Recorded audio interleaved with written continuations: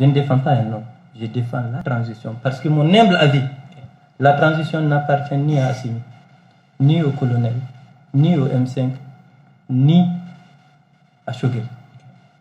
La transition appartient à tous les Maliens. Le jour où ça va s'écrouler sur nous tous. Comme en 2012, 3 régions sont tombées parce qu'on a suivi un bidas qui est venu, un aventurier. La même chose va nous arriver. Ou pire, surtout maintenant, la dynamique vers laquelle nous sommes en train d'aller. Surtout maintenant, si on s'amuse à vouloir détruire aujourd'hui la transition, je ne parle pas des hommes qui dirigent, mais la transition, mais on va aller vers une autre aventure. Oui, mais c'est justement le premier pour aller à la transition. Oui. Pour aller à la transition, on est venu nous coopter. Nous, on a refusé le M5. On a dit, nous, on ne va pas à l'aventure. Aujourd'hui, c'est eux qui regrettent. Le Premier ministre, pour revenir à lui, il doit parler de tout. On ne peut pas parler de la lutte contre la corruption.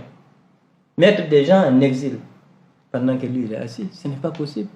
L'acte du vol, c'est l'acte qui est puni. Ce n'est pas parce qu'il a remboursé. Il a remboursé parce qu'il a été dénoncé.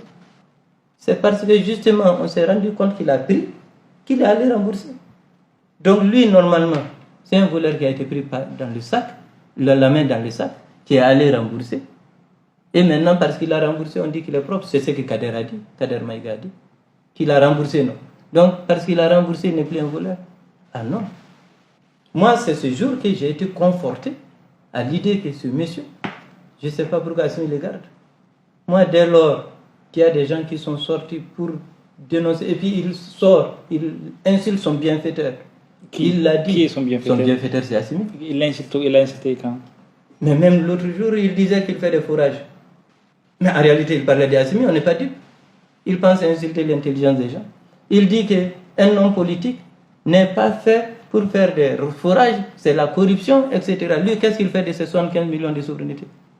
C'est lui le voleur en réalité. Parce que les fonds de souveraineté... Est-ce que les termes ne sont pas forts? Pas du tout. Est-ce que vous ne craignez pas qu'on puisse parler aussi des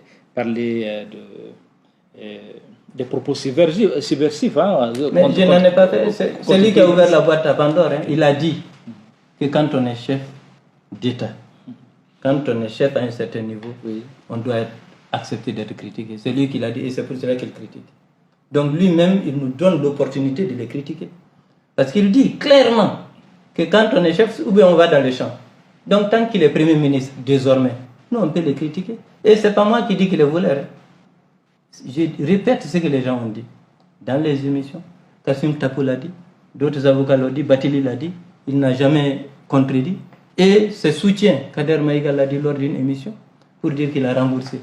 Il a remboursé quoi? Il a remboursé un bien qu'il n'a pas pris et qu'on ne l'a pas donné. Et c'est quoi la définition d'un vol?